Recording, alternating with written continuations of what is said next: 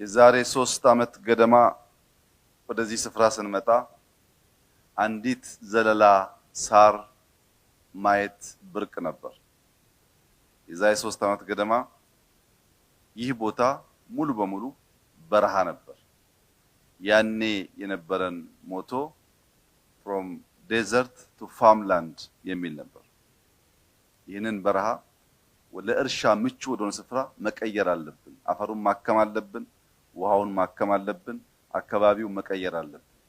እዚህ ስፍራ ላይ ከተሳካልን፣ በሰቃ ላይ ከተሳካልን የትም የኢትዮጵያ ጫፍ ሊሳካልን የማይችል ቦታ አይኖርም።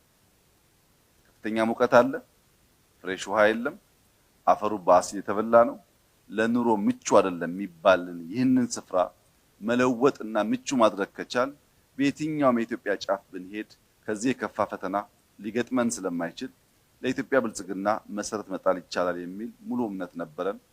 በጣም ፈታኝ፣ በጣም አድካሚ ስራ ነበር።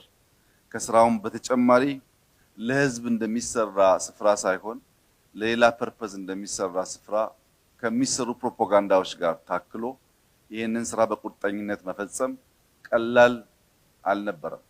ይሁንና በመንግስትና በግል ትብብር፣ በኢትዮጵያ መንግስትና በዩናይትድ አረብ ኤሚሬት ትብብር እንዲሁም ከግል ሴክተር ጥቂቶች በዚህ ስፍራ ያሉ በከፍተኛ ሁኔታ ድጋፍ በማድረጋቸው በገንዘባቸውም፣ በእውቀታቸውም፣ በጉልበታቸውም በማድረጋቸው በትብብር መንፈስ ይህንን በረሃ ገነት ማድረግ ተችሏል።